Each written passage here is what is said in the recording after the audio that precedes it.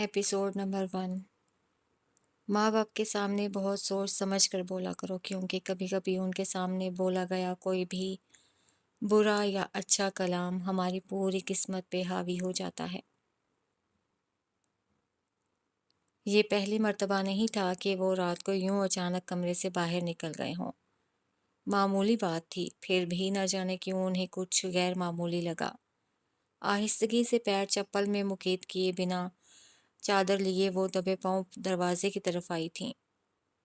خان جی طویل صحن عبور کر کے باہر آخری سرے پر بنی بیٹھک میں داخل ہو رہے تھے۔ وہ کسی روبوٹ کی طرح اسی طرف چل دیں، نہ جانے ان میں اتنی جرأت کہاں سے آ گئی تھی۔ حویلی کے سرداروں کی یوں ٹو لینے کی جرأت کوئی کر بھی لیتا، کم از کم صنوبر بی بی جیسی نرم و نازک ڈرپوک سی عورت کبھی نہیں کر سکتی تھی۔ پھر بھی نہ جانے کون سی اندیکھی طاقت تھی جو ان کو یہ سب کرنے پر مجبور کر رہی تھی۔ بہت تیزی سے صحن عبور کرتی وہ اب دروازے سے قریب دیوار سے لگی کھڑی تھیں۔ کیا خبر ہے دوراں؟ خان کی بھاری آواز سنتے ہی ان کا کمزور دل یک بارگی ڈوب سا گیا تھا۔ کام ہو گیا ہے خان جی، مؤدبانہ لہجے میں انہوں نے کسی کو کہتے سنا تھا۔ کام پکا ہے نا؟ خان کے لہجے میں اس مرتبہ فکر تھی۔ بالکل صفائی سے کام کیا ہے خان، سب کو یہی لگے گا کہ بہن کی طرف سے لگے بدنامی کے داغ کو برداشت نہ کرتے ہوئے بڑے خان نے خودکشی کر لی۔ سردی کی شدید لہر سے ان کی ریڑھ کی ہڈی سنسنا گئی۔ بے ساختہ نکلتی چیخ کو منہ پہ ہاتھ رکھ کر انہوں نے بمشکل روکا تھا۔ شاباش دوراں، مجھے تم سے یہی امید تھی۔ خان جی کے لہجے میں اطمینان بھر گیا تھا۔ اب سارے گاؤں میں اس بے غیرت کے چرچوں پر بڑے خان کی موت کی خبر حاوی ہو جائے گی۔ پھر کچھ دنوں میں ان دونوں کا بھی کوئی نہ کوئی بندوبست کرتا ہوں۔ تم ایسا کرو، گاڑی نکالو، ہم ابھی لاش لے کر شہر روانہ ہوں گے، اور کسی کے ذمے لگا دو کہ گھر گھر اطلاع دے دے۔ آخر سب گاؤں والوں کا پیارا خان مر گیا ہے۔ وہ شیطانی قہقہہ انہیں اپنے اعصاب پر ہتھوڑے کی طرح محسوس ہوا تھا۔ مزید ٹھہرنا خطرے سے خالی نہیں تھا۔ وہ تیزی سے کمرے میں واپس آ کر بیڈ پر لیٹ گئیں۔ دروازے کی طرف پشت کیے بند آنکھوں سے سیل رواں تھا۔ ان کے اتنے اچھے بھائیوں جیسے جیٹھ اب اس دنیا میں نہیں رہے تھے۔ وہ بمشکل ہچکیوں پہ بند باندھنے میں کامیاب ہوئی تھیں۔ خان جی کمرے میں آئے اور چند لمحوں بعد واپس نکل گئے۔ کچھ دنوں بعد ان دونوں کا بھی بندوبست کرتا ہوں۔ منہ پر ہاتھ رکھے چیخوں کا گلا گھونٹتے وہ اٹھ کر بیٹھ گئیں۔ کون دونوں؟ ذہن میں اٹھتے سوال نے آہستہ آہستہ درد کم کرنا شروع کر دیا تھا۔ اور کون ہے جسے خان اس طرح؟ وہ ہاتھ کی پشت سے آنسو صاف کرتی اٹھ کھڑی ہوئیں۔ میں خیال آیا، فوراً ہی سر نفی میں ہل گیا۔ گھر سے بھاگ جانے والی بہن اور وہ لڑکا، بھلا اور کون؟ ذہن نے ایک اور راہ دکھائی۔ نہیں، ان دونوں کا تو کوئی اتا پتہ نہیں، مشکل ہے، بہت مشکل۔ دل مطمئن نہیں تھا۔ تو پھر کون؟ ننگے پیر ٹھنڈے فرش پر ٹہلتے ان کی ٹانگیں شل ہونے لگی تھیں۔ تبھی جاڑے کی خاموش تاریک رات میں گاڑی کا انجن سٹارٹ ہونے کی گونج سنائی دی تھی۔ وہ چونک کر دروازے کی طرف آئیں اور بے ارادہ ہی نگاہ سامنے برآمدے میں نظر آنے والے دروازے پر جم سی گئی۔ بی بی اور ولی، لبوں نے خود بخود بول کے ان پر سب واضح کر دیا تھا۔ وہ ڈر کے 2 قدم پیچھے ہٹ گئیں۔ یا اللہ! درد کی تیز لہر نے ان کے دل کو اپنے حصار میں لیا تھا، اور پھر چند منٹ لگے تھے ان کو سوچنے میں۔ الماری کھول کر ایک بڑا بیگ نکالا جو بآسانی کمر پر لادا جا سکتا تھا۔ تیز بھاگنے کی صورت میں بھی اسے اٹھانا سہل تھا۔ خان شکار پر جاتے وقت ہمیشہ یہی بیگ ساتھ لے کر جاتے تھے۔ صنوبر کو یہ بیگ بہت پسند تھا۔ انہوں نے الماری کے نچلے حصے میں بنے سیف میں سے چند بھاری زیورات اور نقدی کی چند ہری گڈیاں بیگ میں ڈال دیں۔ بیگ اب بھی کافی ہلکا تھا۔ انہوں نے احتیاط سے سیف واپس بند کیا اور بیگ اٹھائے سامنے والے کمرے کی طرف چلی آئیں۔ بی بی، انہوں نے تیز آواز میں پکارا تھا اور ان کی توقع کے عین مطابق دوسری دستک پر ہی دروازہ کھل گیا تھا۔ کیا ہوا صنوبر؟ ان کے چہرے پر تشویش تھی۔ بی بی اپنے زیور نکالیں۔ وہ ان کا ہاتھ تھامے انہیں اندر لاتے ہوئے بولی۔ کیا مطلب؟ وہ حیران ہوئیں۔ جلدی کریں بی بی، وہ بڑھ کر خود الماری کھولنے لگیں۔ اب بی بی انہیں حیرت سے دیکھتے ہوئے ذرا سی کھلی الماری میں موجود سیف کھولنے لگیں۔ بتاؤ تو ہوا کیا ہے؟ کیوں چاہیے زیور؟ وہ لاک کھولتے ہوئے ان کی طرف دیکھ رہی تھیں۔ کہیں گولے کا تو پتہ نہیں چل گیا؟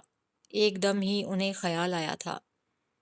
ادھر صنوبر انہیں مکمل طور پر نظر انداز کر کے زیور اور نقدی بیگ میں ڈالنے لگی تھیں۔ صنوبر کیا کر رہی ہو؟ وہ بے بس ہو گئیں۔ جلدی کریں بی بی، ولی کو جگائیں جلدی، وہ تیزی سے ہاتھ چلاتے ہوئے بولیں۔ لیکن کیوں؟ جلدی، میں آپ کو سب کچھ بتا دوں گی، ابھی تو جلدی سے ولی کو جگائیں۔ وہ کام ختم کر چکی تھیں، سو تیزی سے بیگ بند کر کے خود ہی بیڈ پر گہری نیند سوتے بچے کی طرف لپکی۔ ولی، ولی اٹھو! ذرا سا کسمسا کے بچے نے اپنی پوری آنکھیں کھول دی تھیں۔ اس کی نیند میں ڈوبی آنکھوں میں بھی جھلملاتی تیز روشنی اس کی ذہانت کا پتہ دے رہی تھی۔ صنوبر نے جھٹ ولی کو خود سے لپٹا لیا، پھر اس کے دونوں گال کئی بار چوم لیے۔ کیا ہو گیا ہے تمہیں صنوبر؟ بی بی کو اب صحیح معنوں میں پریشانی لاحق ہوئی تھی۔ آپ دونوں کو ابھی اسی وقت اس گھر، اس گاؤں سے کہیں دور جانا ہوگا، کہیں دور۔ وہ ولی کو خود سے لپیٹے بھیگے لہجے میں بولی تھیں۔ دور؟ لیکن کہاں اور کیوں؟ وہ ناسمجھی سے صنوبر کا چہرہ دیکھی گئی۔ یہ تو میں بھی نہیں جانتی کہ کہاں، لیکن یہ جانتی ہوں کہ کیوں۔ وہ اٹھ کر ان کے پاس آ گئیں۔ اس لیے کہ آپ اور وہ کہہ نہ سکیں۔ بی بی ان کی طرف دیکھتی رہیں۔ آپ کی اور ولی کی جان کو خطرہ ہے بی بی۔ ان کی آنکھیں پھر برسنے لگیں۔ بی بی مسکرا دیں۔ کوئی برا خواب دیکھ لیا ہے؟ توبہ صنوبر، تم بھی نہ۔ وہ سوئے جاگے ولی کی طرف بڑھ گئیں اور اب اٹھ کر بیٹھا ہوا تھا۔ سو جاؤ بچے، وہ اسے واپس لٹانے لگیں۔ نہیں، اٹھو ولی۔ صنوبر تیزی سے ان کی طرف لپکیں اور لیٹے ہوئے ولی کو دوبارہ پکڑ کے بٹھا دیا۔ پھر ادھر ادھر نگاہ کی۔ دور کونے میں ولی کے جوگرز پڑے تھے اور ان سے کچھ دور بڑے خان کے جوگرز۔ وہ جوتوں کے دونوں جوڑے اٹھا کر بیڈ کے قریب آ گئیں۔ یہ ولی کو پہنا دیں، انہوں نے جوگرز بیڈ پر رکھ کر خود بی بی کے قدموں میں بیٹھتے ہوئے کہا۔ اس بار بی بی نے خاموشی سے جوتے ولی کو پہنانا شروع کر دیے تھے۔ وہ خود بی بی کے چپل اتار کر انہیں خان کے جوگرز پہنانے لگیں۔ صنوبر یہ کیا؟ بی بی مچلیں۔ جلدی بی بی، ہمارے پاس زیادہ وقت نہیں ہے۔ صنوبر نے جھپٹ کر مضبوطی سے ان کے پاؤں پکڑے اور لمحوں میں جوگرز پہنا دیے۔ پھر ولی کو سویٹر، دستانے اور اونی ٹوپی پہنانے کے بعد دوبارہ بی بی کی طرف متوجہ ہو گئیں۔ تیاری مکمل تھی۔ بی بی، ان کی خوبصورت نیلی نیلی آنکھیں پھیلنے لگی تھیں۔ کیا ہوا ہے صنوبر؟ بی بی کا دل ڈوبنے لگا۔ انہوں نے صنوبر کے سرد ہاتھ اپنے ہاتھوں میں لیتے ہوئے تشویش بھرے لہجے میں پوچھا۔ وہ صنوبر بول نہ سکی۔ کتنے ہی پل دبے پاؤں گزر گئے۔ کاکی، ولی جو مسلسل خاموشی سے سب کاروائی دیکھ رہا تھا نے صنوبر کو پکارا۔ مجھے نیند آئی ہے کاکی۔ اس کی پلکیں بھاری ہو رہی تھیں۔ صنوبر نے ایک نظر اسے دیکھا، پھر بی بی کو تکنے لگیں۔ خان آپ دونوں کو مار دے گا بی بی۔ صنوبر کی زبان خشک ہونے لگی تھی۔ کیا مذاق ہے صنوبر؟ بی بی اب تنگ آ چکی تھیں۔ بڑے خان، وہ بولتے بولتے رکی، نہ جانے کیوں بی بی کا دل ڈوب گیا۔ انہوں نے بڑے خان کو مروا دیا ہے بی بی۔ وہ رونے لگی تھیں۔ بی بی ساکت سی صنوبر کو دیکھتی رہیں۔ وہ ولی کو بھی مارنا چاہتے ہیں بی بی۔ اس جائیداد کے لیے آپ ولی سب کو مار دینا چاہتے ہیں وہ۔ خان جی؟ صنوبر کو بی بی کی آواز کسی گہری کھائی سے آتی محسوس ہوئی، اور تھا بھی ایسا ہی۔ وہ اچھی طرح جانتی تھیں کہ بی بی واقعی ایک گہری کھائی میں جا گری تھیں اور مزید گہرائی میں گرنے والی تھیں۔ وہ انہیں بچانے کی ایک کوشش کرنا چاہ رہی تھیں۔ آگے سب قدرت پہ تھا، ان کی قسمت پہ تھا۔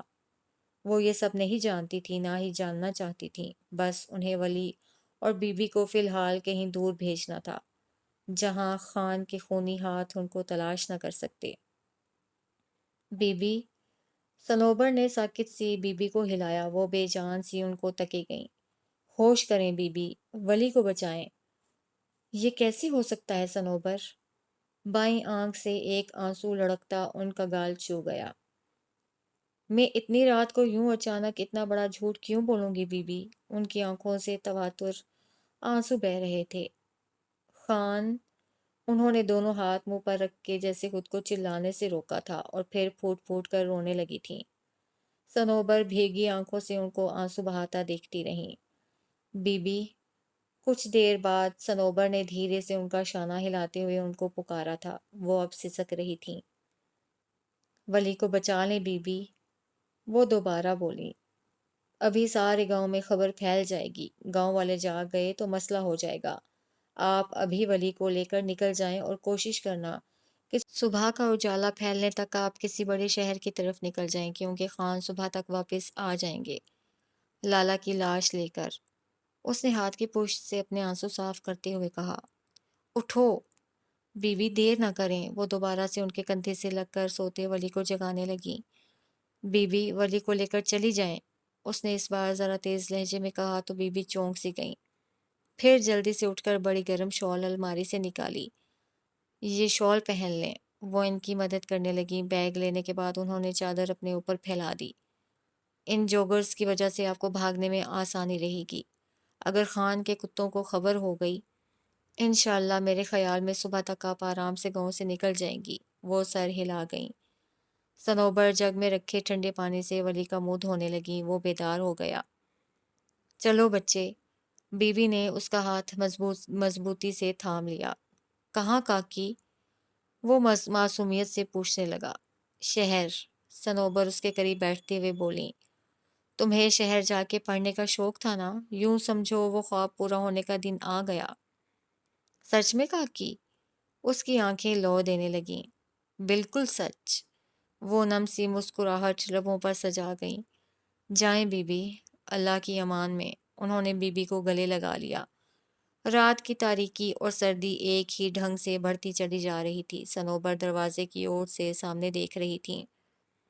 بی بی چادر تھامے ولی کا ہاتھ پکڑے قدم با قدم دور جا رہی تھیں، پچھلے صحن کی طرف مڑنے والی تاریک تنگ گلی کی طرف، جہاں دیوار کا ایک خستہ حصہ وہ آسانی سے عبور کر کے اس خونخوار حویلی سے اپنے ولی کو بچا کر لے جا سکتی تھیں۔ ہاں شاید۔ وہ کتنی دیر واش بیسن میں مسلسل بہتے پانی کو دیکھتا رہا، پھر ہاتھ کا پیالہ بنا کر بھر بھر کر خود کو بھگویا، لیکن جلن تھی کہ بڑھتی جا رہی تھی۔ تبھی اس کی نگاہ آئینے پر پڑی تھی۔ ہاتھوں کا پیالہ بنا آواز کے ٹوٹ گیا تھا۔ یہ آئینے میں نظر آنے والا عکس اس کا اپنا تو نہیں تھا، تو پھر وہ کون تھی جو بار بار اس کے سامنے آ جاتی تھی؟ اسے اس چہرے سے نفرت تھی، پھر اسی قدر وہ چہرہ کیوں اس کی آنکھوں میں سمایا ہوا تھا۔ وہ پلٹ کر کمرے میں آ گیا۔ اتنے سرد موسم میں بنیان میں ملبوس بھی وہ پسینے سے تر ہونے لگا تھا۔ اس نے سائڈ ٹیبل پر دھری سگریٹ کی ڈبیا اٹھائی اور ایک سگریٹ نکال کر جلانے لگا، پھر ایک گہرا کش لیا، ذرا دیر سانس روکی اور پھر دھوئیں کے مرغولے کو ہوا کے سپرد کر دیا۔ اگلے ہی لمحے اس کے جسم میں کرنٹ سا گزرا تھا۔ وہ مرغولا ہوا میں ہی ساکت ہوا تھا اور دھوئیں نے کسی بہت ہی خوبصورت چہرے کی شبیہ پکڑی تھی۔ وہی صورت ایک بار پھر اس کے سامنے تھی۔ لالا! اس نے چلاتے ہوئے سائڈ ٹیبل پر دھرے سامان کو ہاتھ کی زوردار ٹھوکر سے دور پھینک دیا تھا۔ ایک دم شور سا گونجا تھا، پھر مکمل خاموشی چھا گئی تھی۔ رات جس قدر تاریک تھی اسی قدر سرد بھی۔ قمری مہینے کی آخری راتیں ہونے کی وجہ سے چاند بھی غائب تھا۔ سردی سے اس کا ننھا سا وجود کپ کپا رہا تھا، مگر وہ ماں کا ہاتھ مضبوطی سے تھامے بھاگا چلا جا رہا تھا۔ اسے اپنے پیر شل ہوتے محسوس ہوئے تھے، سانس جیسے اکھڑی ہوئی تھی، مگر پھر بھی وہ تیز سے تیز دوڑنے کی کوشش کر رہا تھا۔ ماں کے قدم سے قدم ملا کر سب کچھ برداشت کیے کسی جنونی کی طرح دوڑتا چلا جا رہا تھا۔ رات کے خوفناک سناٹے میں اسے کئی بھاری دوڑتے قدموں کی آوازوں کے ساتھ لوگوں کی چیخو پکار بھی سنائی دے رہی تھی۔ شکاری کتوں کے بھونکنے کی آوازوں نے ماحول مزید دہشت زدہ بنا دیا تھا، مگر پھر بھی وہ خوف زدہ نہیں تھا، کیونکہ اس کی ماں اس کے ساتھ تھی، اور وہ جانتا تھا کہ ماں کے ہوتے ہوئے اسے کوئی مصیبت چھو بھی نہیں سکتی تھی۔ بھاگتے بھاگتے وہ اتنا فاصلہ طے کر چکا تھا کہ سخت سردی کے باوجود بھی اس کا وجود پسینے میں بھیگ گیا تھا۔ شکاری کتوں کی آوازیں نزدیک سے نزدیک تر ہوتی محسوس ہو رہی تھیں۔ تبھی اس کا پاؤں کسی سخت چیز سے ٹکرایا۔ اسے بہت زور کی ٹھوکر لگی۔ ماں کا مضبوط ہاتھ اس کے ہاتھ سے چھوٹ گیا۔ ماں! وہ بہت زور سے چلایا تھا۔ باری باری باری! کوئی بہت دور سے اسے پکار رہا تھا۔ اس نے آنکھیں کھولنے کی کوشش کی تھی، لیکن تیز روشنی کی چبھن نے اس کی یہ کوشش ناکام کر دی تھی۔ باریال! اس دفعہ آواز قریب محسوس ہوئی تھی۔ اس نے اس بار آنکھیں کھول دی تھیں۔ دیدے!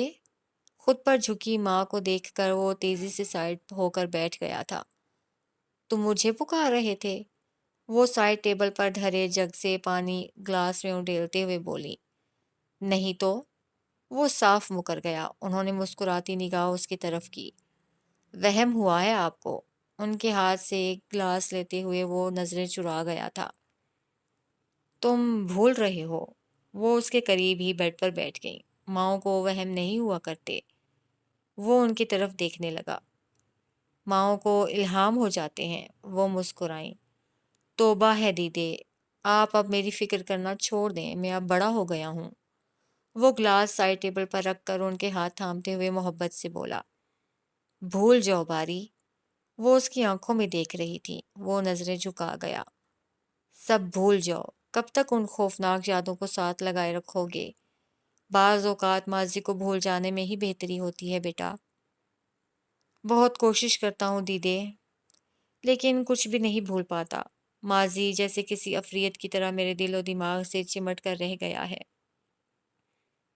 وہ پریشان تھا۔ دونوں ہاتھوں سے سر کے بال جکڑتا وہ انہیں بے حد ڈسٹرب لگا، اور وہ بھی اپنے لختے جگر کے دکھ سے اچھی طرح واقف تھیں۔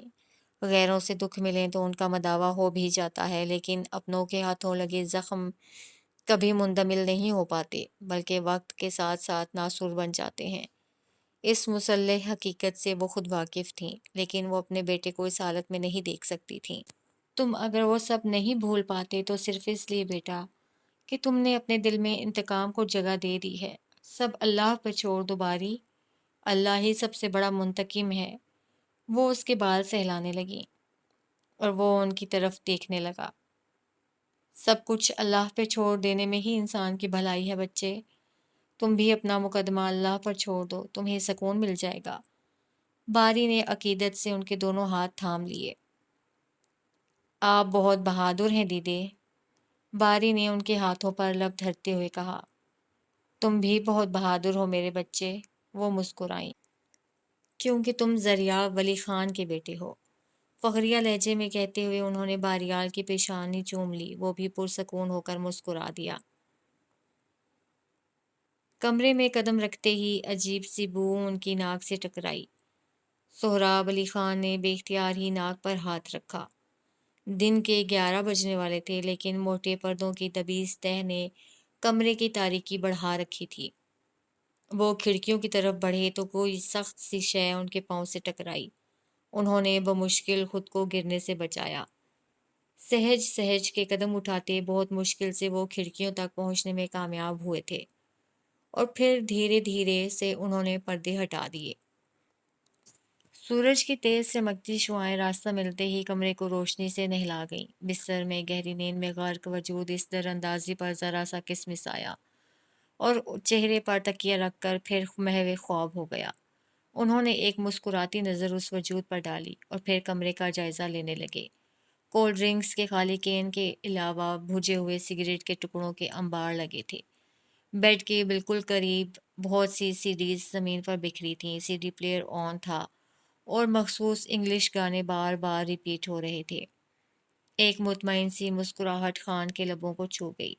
وہ بالکل ویسا ہی تھا جیسا وہ اسے بنانا چاہتے تھے، آوارہ، من موجی اور سب سے بڑھ کر بے پرواہ، رشتوں، جذبات اور احساسات سے ناسمجھ، خود پرستی کا شکار۔ انہوں نے اس کی خاص تربیت کی تھی، اسے مہم جو بنایا تھا، اس کی شخصیت میں اس قدر ضد اور بے پرواہی کا بیج بویا تھا کہ وہ کسی کو خاطر میں نہ لاتا، اپنی مرضی کرتا۔ اس لیے انہیں اپنے سپوت میں اپنا مقصد حیات نظر آتا۔ وہ جس منظر کے متلاشی تھے وہ اب زیادہ دور نہیں تھی۔ محبت پاش نگاہوں سے اسے دیکھتے ہوئے دھیرے دھیرے قدم اٹھاتے وہ اس کے پاس بیڈ پر بیٹھ گئے تھے۔ ضیاء، کالے گھنے بالوں میں انگلیاں پھیرتے ہوئے انہوں نے نرمی سے اسے پکارا تھا۔ ان کی توقع کے عین مطابق اس نے ان کی پہلی آواز پر ہی آنکھیں کھول دیں اور سیدھا لیٹ گیا۔ با اس کی سرخ ہوتی آنکھوں میں حیرت جاگی۔ اتنی صبح؟ نیند سے بوجھل پلکیں لرزتی گر پڑتیں اور ضیاء نیند بھگاتا زبردستی انہیں دوبارہ کھلنے پر مجبور کر دیتا۔ صبح کہاں یار، 11 بج رہے ہیں۔ وہ مسکرائے تو ضیاء اچھل کر بیٹھ گیا۔ 11 بج گئے؟ وہ اب بھی حیران تھا۔ مجھے تو آج شہر کے لیے نکلنا تھا۔ وہ شرمندہ ہوا۔ تبھی تو تمہیں جگانے ہمیں خود آنا پڑا۔ انہوں نے ہاتھ میں پکڑی بیت کی چھڑی گھمائی۔ بس با، میں بھی تیار ہوتا ہوں، وہ کہہ کر نیچے اترنے لگا کہ سہراب علی خان نے اس کے کندھے پر ہاتھ رکھ کر اسے رکنے پر مجبور کر دیا۔ ضیاء، ان کے پکارنے پر وہ ان کی طرف دیکھنے لگا۔ میں نہیں چاہتا کہ تمہیں بار بار یاد دہانی کرائی جائے، مگر ایک بات یاد رکھنا، نہ جانے کتنے برس میں نے اس دن کا انتظار کیا ہے، کتنی راتیں انتقام کی آگ میں سلگ سلگ کر گزاری ہیں۔ مجھے مایوس نہ ہونے دینا ضیاء، تمہیں اس مقصد میں 100% کامیابی حاصل کرنی ہے، 100%۔ ان کے لہجے اور آنکھوں میں عجیب سی شدت پسندی اتر آئی۔ مجھے یاد ہے با، سر کے بدلے سر، ناک کے بدلے ناک، اور عزت کے بدلے صرف عزت۔ وہ بھی اسی لہجے میں بولا تھا اور ان کے اندر تک سکون اتر گیا تھا، ہر فکر سے آزاد، اخلاق کی قیود سے نابلد، دنیا میں صرف اپنی اور با کی پرواہ کرنے والا۔ ان کا واحد سپوت ضیاء خان ان کا فخر تھا۔ آسمان کو زمین ہمارا عزم بناتا ہے۔ انسان اگر ارادہ کر لے تو خلا تک میں قدموں کے نشان چھوڑ سکتا ہے۔ اس دنیا میں کچھ بھی ایسا نہیں ہے جو انسانوں کے لیے ناممکن ہو۔ پختہ ارادہ اور مسلسل محنت ناممکن تک کو ممکن بنا دیتے ہیں۔ یہی سب اس نے کر دکھایا تھا، نہ صرف پوزیشن لی تھی بلکہ اسکالرشپ بھی حاصل کیا تھا، اور سب سے بڑی کامیابی تو یہ تھی کہ وہ بقول امی خاندان کی پہلی لڑکی تھی جو یونیورسٹی پڑھنے جا رہی تھی۔ اس خوشی نے اس کی نیندیں اڑا دی تھیں۔ کل یونیورسٹی میں اس کا پہلا دن تھا۔ آج وہ جلدی سونا چاہتی تھی لیکن نیند نہ جانے کہاں کھو گئی تھی۔ کروٹ بدلتے بدلتے تنگ آ کر اس نے لائٹ آن کر دی اور سرہانے رکھی کتابوں کی ایک ایک کر کے ورق گردانی کرنے لگی۔ تبھی ہلکا سا کھٹکا ہوا اور سبین اندر آئیں۔ امی آپ؟ وہ حیران ہوئی۔ آپ ابھی تک جاگ رہی ہیں؟ کتابیں رکھ کر اس نے اٹھ کر بیٹھتے ہوئے ماں کے لیے جگہ بنائی۔ تم بھی تو جاگ رہی ہو؟ وہ مسکرائیں۔ اسے ماں کی مسکراہٹ کھوکھلی سی لگی۔ کل یونیورسٹی جانا ہے نا، تو بس شاید اسی خوشی میں۔ وہ کھل کر مسکرا رہی تھی۔ لالا، انہوں نے اس کا دایاں ہاتھ اپنے ہاتھوں میں تھام لیا۔ میری مانو بیٹا، یونیورسٹی مت جاؤ، ان کے لہجے میں منت بھر آئی۔ کیوں امی؟ اس نے بیزاری سے اپنا ہاتھ کھینچ لیا۔ کیونکہ میں نہیں چاہتی بیٹا کہ میرے ماضی کا کوئی بھی تاریک سایہ تمہارے حال یا مستقبل کو گہنا دے۔ وہ متفکر تھیں، وہ چپ رہیں۔ میری مان لو، بس حمزہ سے شادی کے لیے ہاں کر دو، بعد میں بھلے پڑھائی کرتی رہنا۔ پلیز امی، وہ بری طرح چڑ گئی۔ آپ اپنی غلطی بار بار ہم پر کیوں تھوپنا چاہتی ہیں؟ اس کے انداز میں بدتمیزی تھی۔ سبین لب کاٹنے لگی۔ اور پھر پھپھو کے مزاج سے آپ اچھی طرح واقف ہیں۔ حمزہ کے رشتے کے لیے ہاں کہہ کر آپ ساری عمر مجھے پھپھو کے طعنے سننے پر مجبور کرنا چاہتی ہیں۔ اس کی آواز بتدریج اونچی ہو رہی تھی۔ میری بات سمجھنے کی کوشش تو کرو بیٹا، وہ اس کا ہاتھ سہلاتے ہوئے بولیں۔ نہیں امی، اس معاملے میں تو ہرگز نہیں۔ باقی رہی یونیورسٹی کی بات تو بے فکر رہیں، آپ کی زندگی میرے سامنے ہے، 100 دفعہ سوچوں گی ایسا کوئی بھی قدم اٹھاتے ہوئے۔ لالا، اس کے تنزیہ کار دار لہجے نے انہیں اندر تک چھلنی کر دیا تھا۔ آنسو خود بخود پلکوں کی باڑ پار کرنے لگے۔ اب جائیں امی، مجھے نیند آ رہی ہے، وہ نظریں چراتے ہوئے بولی۔ سبین خاموشی سے اٹھ کر کمرے سے باہر چلی گئی۔ وہ کچھ دیر یوں ہی بیٹھی کرتی رہی، پھر لائٹ آف کر کے سونے لیٹ گئی۔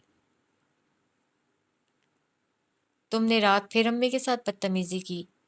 وہ جانے کے لیے تیار تھی جب شاویز تیز لہجے میں کہتا اس کے سر ہوا تھا۔ امی خود میرے کمرے میں آئی تھیں اور میں نے کوئی بدتمیزی نہیں کی، اور صرف یونیورسٹی نہ جانے سے منع کیا ہے، وہ بال بناتے ہوئے بولی۔ تو یہ بات تم آرام سے بھی تو کر سکتی تھیں۔ اس کے بے نیاز سے انداز پر وہ مزید بھڑک اٹھا تھا۔ تم ان سے کیوں نہیں کہتے کہ وہ مجھے منع نہ کریں؟ وہ اب اس کی طرف مڑ چکی تھی۔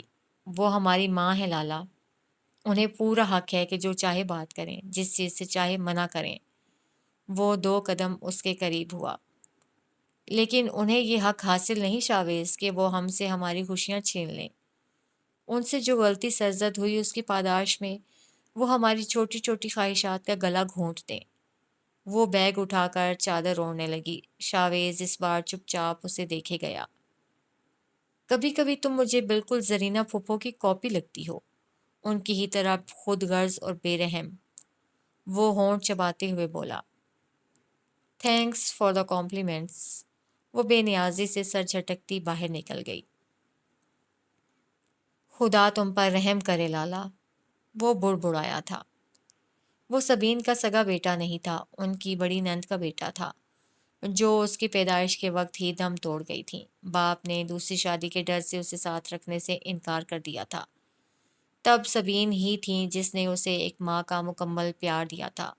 ان کی گود نے اسے پناہ دی تھی، اور یہ بھی حقیقت تھی کہ شاویز نے بھی ہمیشہ سگے بیٹے سے بڑھ کر دکھایا۔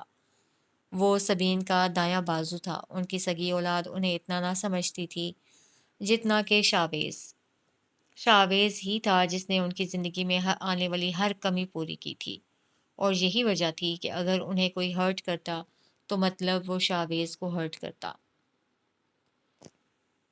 پاپا ہیں اندر؟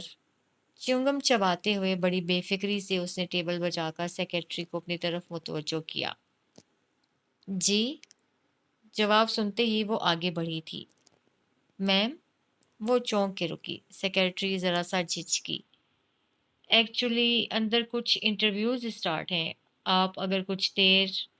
شٹ اپ، اس نے منہ بناتے ہوئے کہا، اور سامنے موجود گلاس ڈور دھکیلتی اندر چلی گئی۔ سکندر حیات نے متحیر نگاہ اس پر ڈالی اور ان کے لبوں پر خوبصورت مسکان بکھر گئی۔ مائی ڈال، وہ کمرے میں موجود دوسرے فرد کو یکسر فراموش کر بیٹھے تھے۔ یہ باہر کس کو بٹھا رکھا ہے پاپا؟ You should dismiss her now, وہ خفا خفا انداز میں بولی۔ کرسی پر بیٹھا شخص پہلو بدل کے رہ گیا۔ کیا ہوا؟ وہ پریشان ہوئے۔ اس نے مجھے اندر آنے سے روکا، وہ خفا تھی۔ اچھا چھوڑو، یہاں بیٹھو۔ انہوں نے بات بدل دی اور اسے کندھوں سے تھام کر اپنی چیئر پر بٹھا دیا، اور تبھی اس کی نظر سامنے بیٹھے شخص پر پڑی تھی۔ اس کی گہری ڈارک براؤن آنکھیں اس کا طواف کرنے میں مصروف تھیں۔ نظر ملتے ہی اس شخص نے فوراً نگاہوں کا رخ بدل لیا تھا، مگر وہ نگاہیں نہ پھیر سکی تھی۔ So young man, you can leave now, انہوں نے مسکراتے ہوئے اس نوجوان سے کہا۔ وہ اٹھ کھڑا ہوا۔ کل تک کامیاب امیدواروں کو ان کے فون نمبرز پر اطلاع کر دی جائے گی۔ وش یو بیسٹ آف لک، انہوں نے مسکراتے ہوئے مسافے کے لیے ہاتھ بڑھایا تھا، جو اس نے فوراً ہی تھام لیا اور دروازے کی طرف مڑ گیا۔ سنو، تبھی کمرے میں اس لڑکی کی آواز گونجی۔ وہ مڑا۔ نام کیا ہے تمہارا؟ اس کی آنکھوں میں اشتیاق تھا۔ باریال باریال ولی خان، اس نے مؤدبانہ انداز میں جواب دیا اور باہر نکل گیا۔ واٹ ہیپنڈ امان؟ سکندر حیات نے پوچھا۔ اسے جاب مل جانی چاہیے پاپا، کافی کام کا آدمی لگ رہا ہے، امن نے کھوئے کھوئے لہجے میں کہا۔ میرا بھی یہی خیال ہے، انہوں نے اس بات میں سر ہلایا۔ اچھا کیا لوگی بیٹا؟ بلیک کافی۔ اوکے، انہوں نے کہہ کر بیل کا بٹن دبا دیا تھا۔ 5 گھنٹوں کے طویل سفر نے اسے خاصا تھکا دیا تھا۔ با نے اس کی رہائش کا انتظام شہر سے دور ایک سرسبز فارم پر کیا تھا۔ یونیورسٹی میں ایڈمیشن تک اسے یہیں رہنا تھا، جب تک با کوئی دوسرا بندوبست نہ کر لیتے۔ سرسبز کھیتوں کے درمیان بنی پکی سڑک پر آتے ہی اس نے سب شیشے اتار دیے تھے گاڑی کے۔ تازہ ٹھنڈی ہوا نے اس کے اشل اعصاب کو کافی پرسکون کر دیا۔ اس نے گاڑی کی رفتار کم کر دی۔ سڑک کے دونوں طرف جوار کے سرسبز کھیت تھے، یہاں دھول نہ ہونے کے برابر تھی۔ 15 منٹ کی ڈرائیو کے بعد ان کی کار ان کے آبائی فارم ہاؤس کے بلند بالا لکڑی سے بنے گیٹ کے اندر داخل ہوئی۔ فارم کے گیٹ سے 3 رویا سڑکیں جا رہی تھیں، ایک دائیں، ایک بائیں اور ایک سیدھی سامنے کی طرف۔ اس نے گاڑی سامنے والی سڑک پر ڈال دی۔ رہائشی حصے میں بنے بنگلے کے سامنے اوپن گیراج میں آتے ہی اسے بے پایاں خوشی کے احساس نے گھیرا تھا۔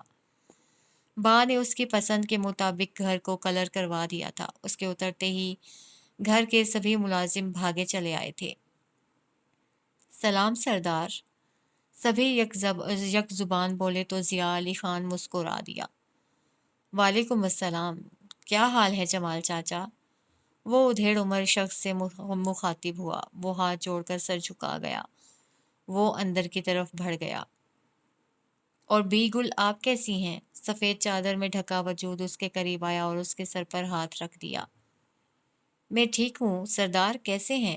وہ مسکرائیں۔ سردار نہ کہا کریں بی گل، مجھے اچھا نہیں لگتا، وہ صوفے پر بیٹھتے ہوئے بولا۔ سردار کو سردار نہ کہوں تو اور کیا کہوں؟ انہوں نے مسکراتے ہوئے کہا۔ آپ نہا لو، تب تک میں چائے بنا لیتی ہوں۔ ساتھ کچھ کھانے کے لیے بھی لے آئیے گا۔ بی گل خان نے راستے میں کھانا نہیں کھایا تھا، قریب کھڑے پرانے ملازم دوران ہدایت کی۔ جی میں ابھی کچھ بنائے دیتی ہوں، انہوں نے کہا اور کچن کی طرف چل دی۔ خان فریش ہو لیں، دوران نے ضیاء کو مخاطب کیا، جو سر کے نیچے ہاتھ رکھے صوفے پر تقریباً لیٹے آنکھیں موند گیا تھا۔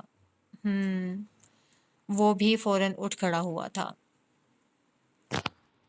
حمزہ آیا ہوا ہے؟ وہ یونیورسٹی سے واپسی پر گھر کے اندر داخل ہوئی تو حمزہ کی بائک کھڑی تھی۔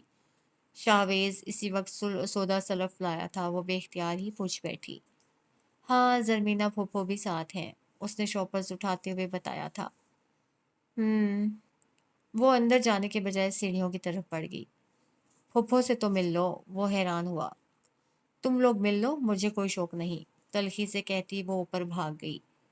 لاؤنج سے باہر آتے حمزہ نے بھی اس کی یہ بات سن لی تھی۔ نہ جانے لالا اتنی بدگمان کیوں رہنے لگی ہے، وہ اداس ہوا۔ تم ٹینشن نہ لو، اس کا تو مزاج ہی ایسا ہے۔ شاویز شوپرز سنبھالتا اندر کی طرف بڑھ گیا۔ حمزہ کچھ دیر وہاں کھڑا سوچتا رہا، پھر اوپر چلا آیا۔ سامنے برآمدے میں گھٹنوں پر سر دیے وہ دشمن جاں دکھائی دے گئی۔ وہ اور لالا بچپن سے جس قدر قریب تھے، زرینہ کے برتاؤ اور طنزیہ لہجے نے ان دونوں کے درمیان اچھی خاصی دوری پیدا کر دی تھی۔ وہ ماں کی ساری غلطیوں کا کفارہ ادا کرنے کی کوشش کرتا، لیکن ناکام ٹھہرتا۔ کیسی ہو؟ وہ اس کے قریب ہی فرش پر بیٹھتے ہوئے بولا تھا۔ لالا نے سر نہیں اٹھایا تھا۔ یہ بدگمانی کب ختم کرو گی لالا؟ وہ اس کی طرف دیکھتے ہوئے ملتجی لہجے میں بولا تھا۔ بدگمانی نہ خود پیدا ہوتی ہے نہ خود ختم، اور تم اچھی طرح جانتے ہو کہ میری بدگمانی کی وجہ کیا ہے۔ وہ سر اٹھائے بغیر تلخی سے بولی۔ میں سمجھتا ہوں لالا، تبھی کتنی کوشش کرتا ہوں اس خلیج کو پاٹنے کی، جو امی اپنے لفظوں سے ہمارے رشتوں میں بنا دیتی ہیں۔ وہ اسے منا رہا تھا۔ لالا نے سر اٹھایا۔ بعض زخم بہت گہرے ہوتے ہیں حمزہ، ان کا کوئی مرہم نہیں ہوتا۔ وہ تلخ ہوئی۔ پھر میری تو سب سے بڑی بدقسمتی ہی یہی ہے کہ سارے زخموں کی وجہ میری ماں ہے۔ یہ صرف تمہاری سوچ ہے لالا، اسے افسوس ہوا۔ حقیقت ہے یہ، اور کوئی بھی اسے جھٹلا نہیں سکتا۔